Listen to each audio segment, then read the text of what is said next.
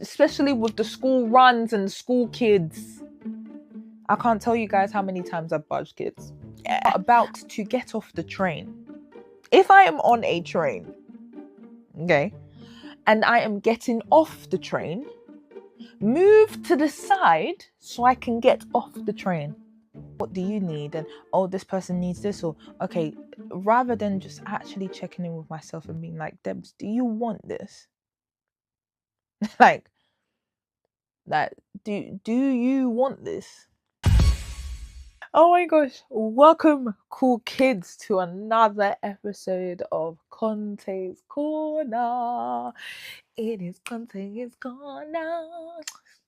Conteh'S. I shouldn't even finish it. You know why I shouldn't finish it? Because I know for a fact everybody that claims they are a cool kid has subscribed.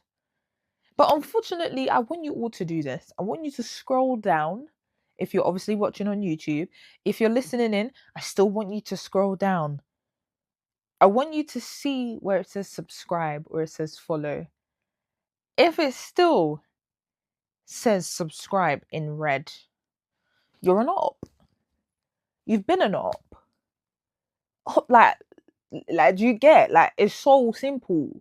So we're gonna sit here and really just pray that the Lord continues to intervene, that your mouse, that your hand clicks subscribe.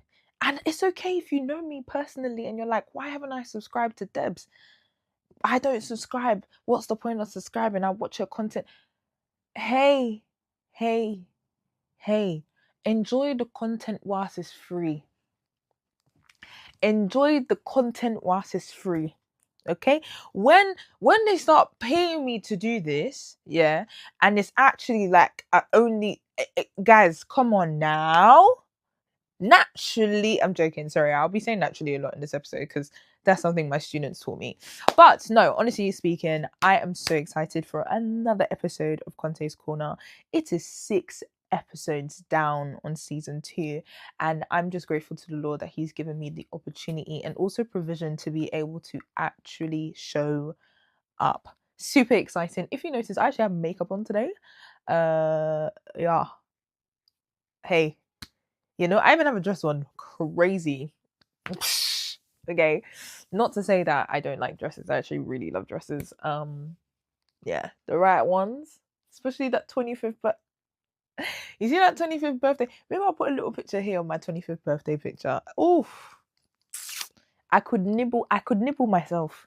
Let me tell you that now for free. Anyway, if you are new here, welcome. This is the coolest corner in the world, where cool kids reside. We talk about everything, but the reason why I say we talk about everything, I know you usually hear that on loads of other podcasts. Genuinely, it's a really fun podcast where we just have a chat. Cool kids having a chat. That's what I'd call it. Okay. What is exciting about today's episode is that it's a slightly more serious episode. Not that the others haven't been serious. I mean, if you watched the last episode with my mum, which I hope you have, if you haven't, pause, go and watch it. But for those that did have a little bit of a gander on that side of the episode, it was a really heartwarming episode, I would say. Just because sitting down with my mum and actually asking them very hard questions like, do you feel like dad was ever your good pick? What are you worried about? Like, are there certain sacrifices we both made that we are yet to tell each other? Those are some of the things that I'm actually grateful to God that I've been able to ask, because obviously we all know, like, we don't know how long we've got.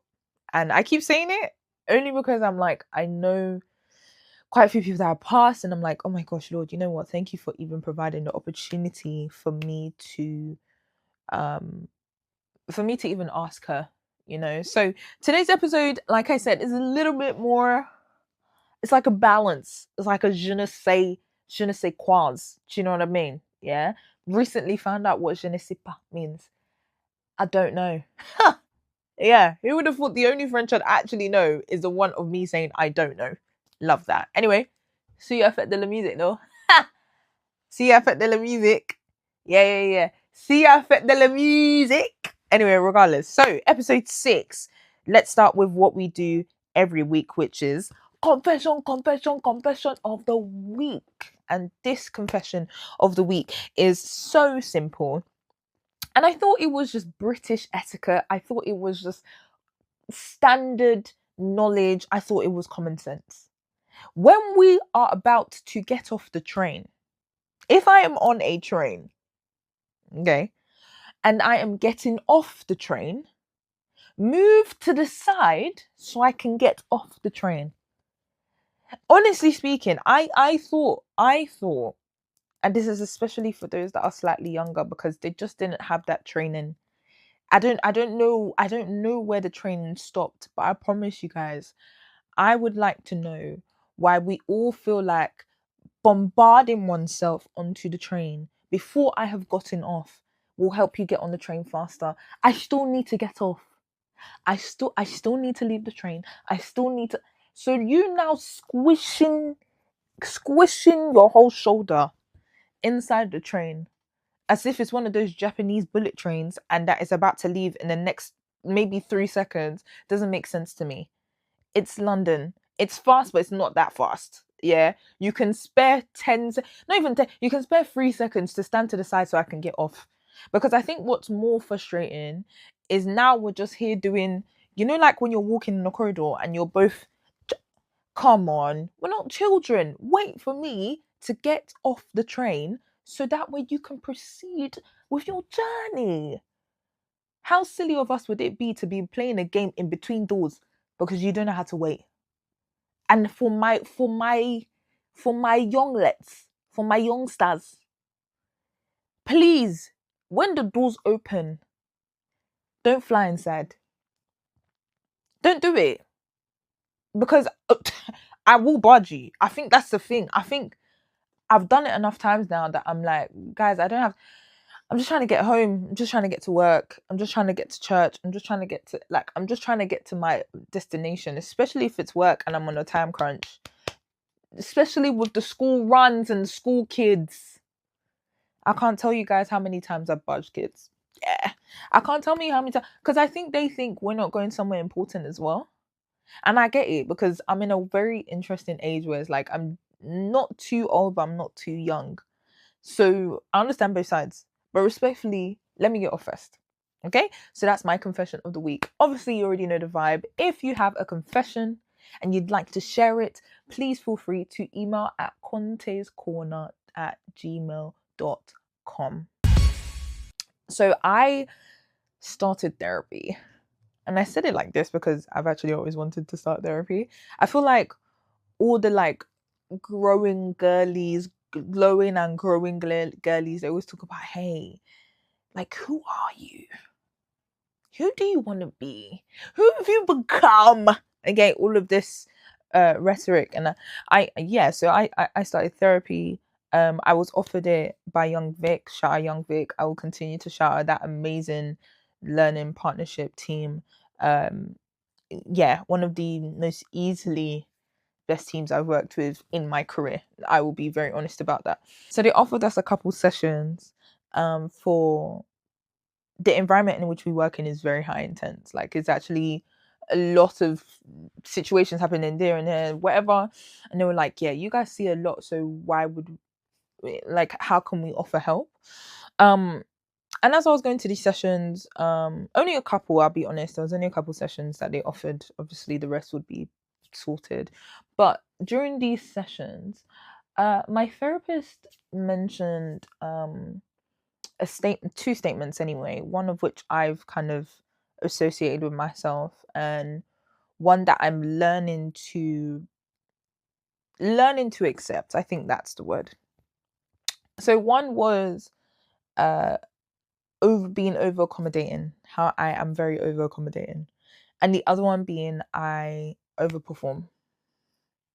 Now, as a high achiever, okay, since I've been young, I have been a high achiever. I have slowly rid myself of that false humility that, oh yeah, I never. No. I was a high achiever. I was a high achiever in both sports and academia. I won't shy from that anymore. I literally won't. The balance was healthy whilst growing up. So I've always been taught to perform but also overperform. Like, I have been taught that that is the way to get your name in the door. That is the way to be noticed. That is the way, and that is how you get past a lot of things. Okay. And let me make this clear. This, everything I say is not Bible. Everything that I share is not like a, oh my gosh, what does she mean by this? Does that mean she's trying to advise us to not? Calm down. Life is never that deep. If you want a moral high ground, talk to the Lord upstairs. Like it's actually not that deep. Anyway, so I've been taught all my life that overperforming is, or my version of performing is a standard, and that's how my norm should be. And when I say overperforming, I actually wrote this down. It means keeping up appearances. It means pretending. It meant like basically doing everything you're supposed to do and doing it even more, and doing it to the detriment of yourself. So, okay, let me give an example. Maybe like in school, for example. Oh, good example. So in year 8, I loved maths when I was in school. Loved maths, loved science. Like, there was one time I beat the smartest kid in our class. Yeah, by 1 mark. And I felt like I did the whole test and I missed it by 1 mark. Like, I did amazing. Okay, and I was so gassed. So I loved maths growing up, and I remember at a point telling my teacher, I said, hey, they've put me in the wrong set. So I need to sit in this chair right next to you and prove to you that I deserve to be in set 1 next term. I'm bearing in mind, I'm like 14 years old. I'm looking at this like maybe 30 something, 40 something year old telling them, hey, I can't be in this class. Like, I can't, I'm gonna be extra. Okay. That proceeded to obviously succeed and whatever. But I've been doing that all my life. Okay. And it has come through to my work environment and the way how I show up for people now in this latter stage of my 20s, and just the way how I show up for people. And the reason why my therapist mentioned the fact that I am over accommodating, and for myself I said that I overperform, is because like there have been times where I'm just trying to make sure everybody else is okay and everybody else is good, and all of my standards are to which, like, what's the word, like whatever people's expectations are of me, I fulfilled and surpassed, which looks great. It does. And I'm not going to sit here and pretend as if it hasn't helped me get to where I'm at. Yes, of course. But I am tired. I am very, very tired. And for myself, maybe in the last couple months, and I say last couple months, since 2026, actually, yes, I've definitely been doing this thing of, oh my gosh, like, work hard. That's not what I'm saying. What I'm trying to say is, I've been so over accommodating to other people's feelings, or kind of worried more about how someone would react to something that is important to me rather than sharing what is important to me. I've been more focused on, like, yeah, I've been more focused on feeling anxious and being anxious about people's responses to a question I might ask, for example, or like if I don't laugh at certain jokes, or if I don't over check in, or if I don't call, or if I don't, do you know what I'm saying? Like, and it seems like, oh my god, Deborah's thinking about this. Yes, like I've been so like, oh, what does this person want, or what do you want, and what do you need, and oh, this person needs this, or okay, rather than just actually checking in with myself and being like, Debs, do you want this? Like, that, do you want this? And that's been a hard question to ask. Like, what do I want? And I said here in my book, my trusty book, I said here in my book, that overcompensating for me has meant that I'm trusting my response. Trusting my response is just as valid as their feelings. Yeah, that's what I wrote. So trusting my response and trusting how I feel about certain things and trusting how I navigate situations and trusting uh just trusting the need to, if I'm not actually in the mood, it's okay. Like if I actually don't want to do something, it's okay. If I feel like someone has said something quite unkind, it's okay to say actually what you said was unkind. And that's what my therapist said to me. She was telling me how, like, dude, like, you not stating how you feel, obviously with love and care and still respect, but you like, going back to it, you like holding, over holding how you feel and just kind of dying by a thousand cuts is actually hurting you more, and it's a form of hiding. Obviously I'm taking a bunch of different sessions together and putting them all together. And yeah, I've just been, I think for me, I've just been taught as an older sibling for years that, like, to overperform is to put yourself last. There's a beautiful line, and I feel like I said it in one other episode, but there's a line that I wrote where the beauty of being the firstborn is you will always put yourself last. Um, and that comes even just down to showing up for people when your energy is 0.000. Yeah, like that is something that I really just don't want to do this year. I don't want to do it anymore. Like, I don't want to force myself in scenarios. I don't want to be in spaces that my nervous system, because that's also a rhetoric that I've been hearing a lot about. How does your nervous system feel around people, around situations? And I think for me that is another way of saying, what is the Holy Spirit telling you in this scenario? Like, how is the Holy Spirit ministering to you? Like, how, if he's telling you, bro, if your gut is telling if the Holy Spirit is telling you, hey, I don't know about this one for now, just gotta listen. And I think I've been a good tick boxer. I've been a good, yeah, do what you need to do always, and always ask for permission, and always do this way, and always, it's okay. It's all right.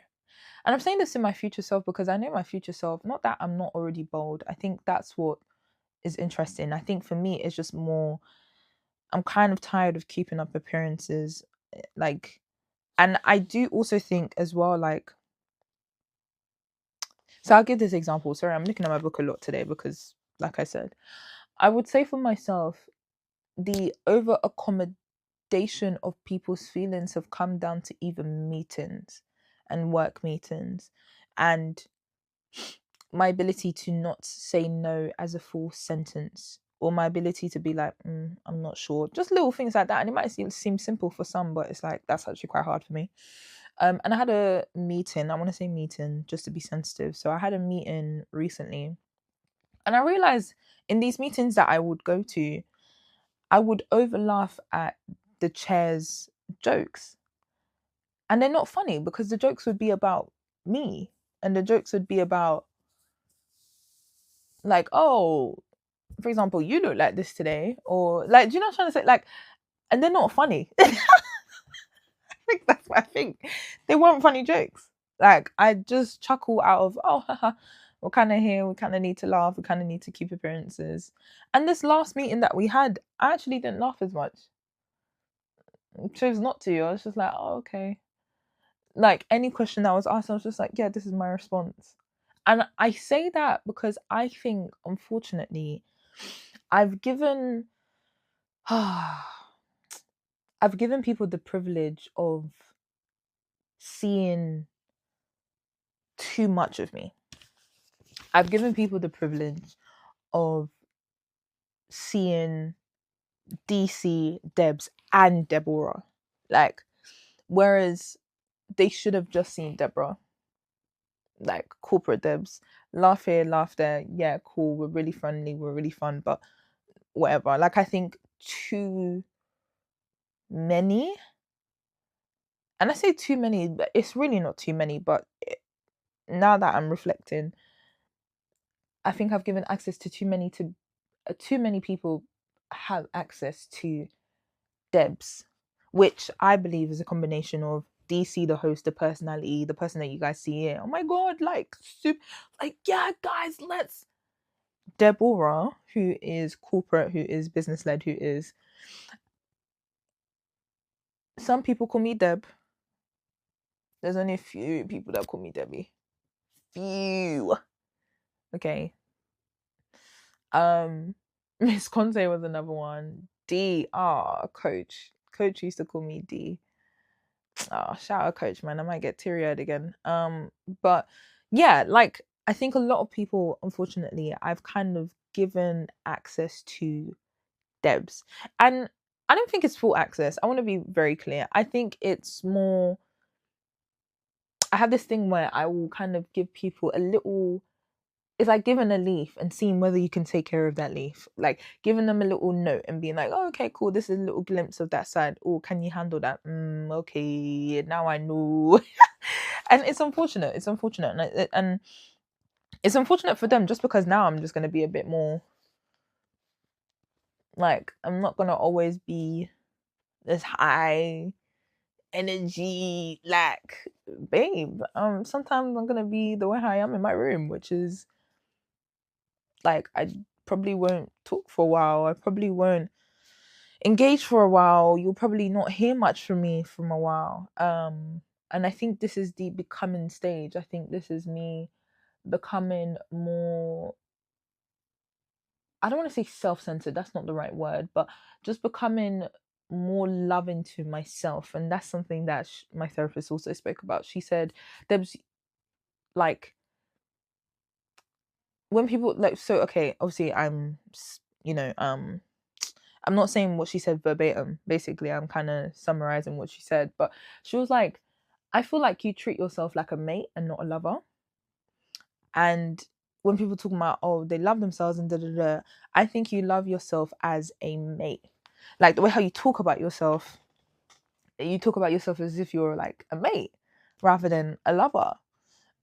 She gave the example of how, like, for example, my friends will know this, like, when I'm frustrated or when I'm annoyed, I'm like, dude, like, what are we doing? To myself. And it's like, if I had a lover, would my lover tell me that? Like, if I'm frustrated or if I'm like, pouring out of an empty cup, would my lover be like, dude, what are you doing? No. Not all the time, anyway, I would say. Maybe sometimes, like, dude, like, pattern up, or bro, like, what the heck? But I think in times where he knows he needs to be soft for my heart,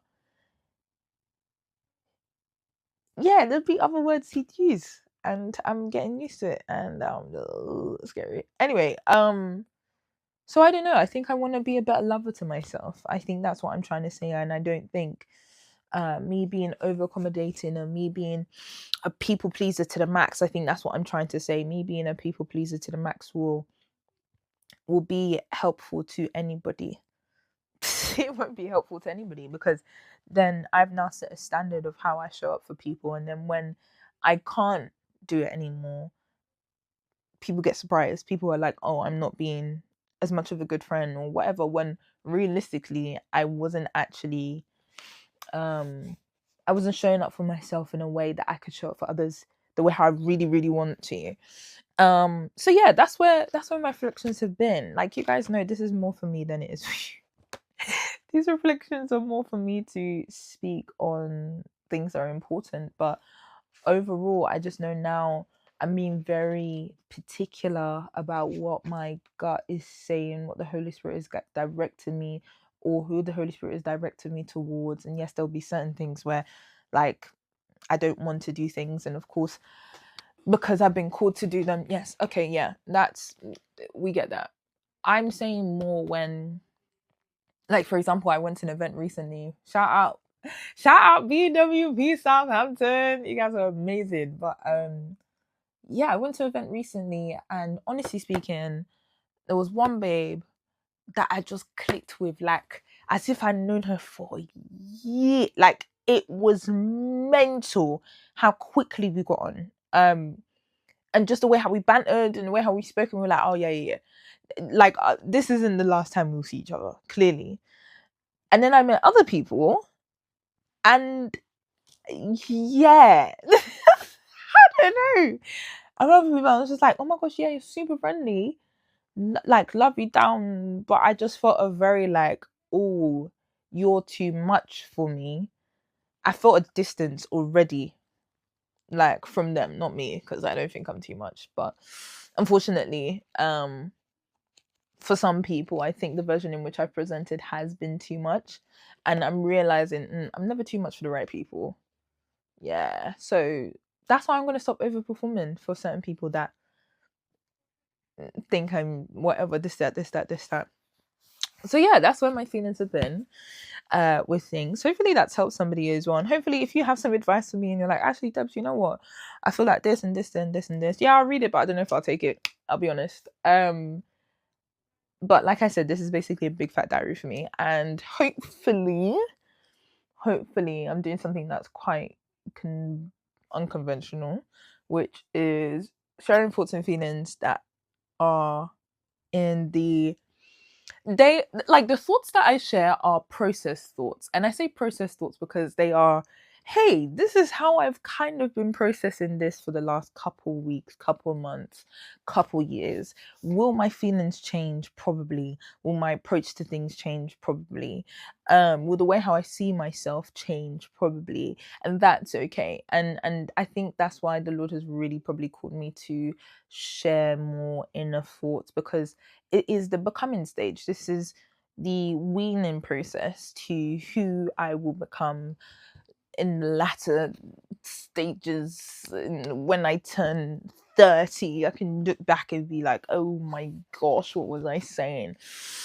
Anyway, I hope you enjoyed that. So we have 2 more sections. Obviously we have the curriculum next and we have the collection next. So stay tuned. All right, guys, thank you so much for listening to that. I hope you actually gained something. Even if you didn't, just like and comment something that you agree with and you're like, yeah, why not? This part of the section is actually called Conteh'S curriculum, where we ask a deep diving question. The 2, and I have to shout them out, yeah. Listen, guys, the 2 card games currently that are out that I love deep down. One of them I'm yet to get, and I promise you guys, I have to get that. Let me get that and support black businesses. But one is We're Not Really Strangers. Yeah, you man know that one. The second one is The Gist. Honestly speaking, the promo for that card game, every day they reminded me I need to get paid yesterday so I can buy that card game. Shout out Low Peters. Shout out Mr. and Mrs. Peters. You guys know I love you guys down. Like, they're just such a they're just such a cool couple from what they share. Like, they're just such a vulnerable couple. And the vulnerability doesn't, I mean, from what I know, from what I'm seeing anyway, I don't think the vulnerability hurts them to the extent that they don't feel like they can share again. I think it's really beautiful, the ministry that God has given them, the management of vulnerability is what they are handling. And I need that game, man. Anyway, so it's a similar kind of concept, yeah, Conteh'S curriculum, where I ask a very deep diving question and hopefully you guys get an insight. Again, similar to last week's episode, it is more a small insight as to how things are inside here. Okay. And today's question is, okay. What are you fearful of during this season? I'm assuming this season is like this quarter or maybe 25, or what does that look like for me? Anyway, I'm just gonna answer it the way how I think I should answer it. What am I fearful for during this season? I don't think I'm fearful. I think fearful would be the wrong word, but I think I am always contemplating whether I'm allowing the right people in my life. Yeah. Yeah. Oh yeah, I'm always contemplating whether I am. Yeah, I mean, I've spoken about it, but that's something I'm always thinking about. I'm like, oh, okay, cool. Am I giving people too much access? Full stop. That is something I will always question. Like, am I giving too much people access because I feel really safe? Like, And to what extent does safety mean sharing more? Like, like I know, whoa, weird. But yeah, I think what I'm fearful for is how much access people have to my life. Like, do I have something that is private for me? But then I watched a really cool pod, actually, A World of Our Own. Those two men, like, this is what, anyway, I just love their pod, their relationship, love them down. And I think it was Sam that was actually talking about, or was it Sev? I don't know. But one of them basically were talking about how, like, somebody needs to also see you fully. Like, the reason why people don't have joy is because they're doing life alone. And I think that's the reason why I probably have a lot of joy. So the fear isn't necessarily coming from I don't really feel a lot of fear from being vulnerable and sharing with people. I think it's just a hesitation that, okay, also, like, am I sharing too much today? Or should I have shared that? Or do I need to share that? Or this, that, what about Deborah is private? Does someone out there know everything about you? And should they? That's also something that I'm like, have I? Do they? So yeah, that's where I'm currently at. But obviously you already know, final section, Conteh'S collection, the best section of the pod, because as we know, music basically just beautiful. And yeah, man, I just thought I'd go to my South Africans. Thought I'd go to my South Africans today because I saw my geography and I said, guys, I'm global. Let me tell you something. Okay, I could say a lot of songs, actually. I really, really could say a lot of songs, but the one I'm going to say is Isaka by CIZA. Yeah. And in fact, another one is Molo by, oh my gosh, that's gonna bug me. But I'm gonna put it down. I'm gonna put it down below, by Nia something. Oh, that's gonna bug me. But yeah, those are my two songs for this week. I'll put it in the Conteh'S collection down below on Spotify. I do not have Apple Music, so somebody needs to convince me to get Apple and go to Apple. But if not, if you have a wonderful song that you'd like to add to the collection, please feel free to just DM or again email me at Conteh'S Corner.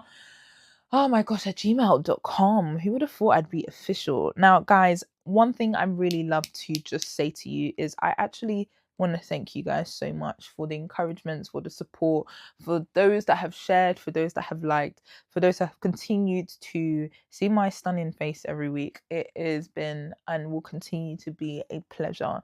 I really know that this podcast will change my life and my family's life. And I say that only because I'm like, I really don't know where this could take me, but one thing I do know is it will take me far. Okay, it's only the beginning, and I am invested in myself the same way how I would like to be invested in. So, if you are yet to subscribe, please go and do that. If you are yet to follow, please go and do that. If you are yet to give a 5-star rating on whatever platform you are listening in on, please feel free to do that. It is super exciting to have you here on Conteh'S Corner. Okay, super, super cool. Again, until next time, love you all super, super lots. All right.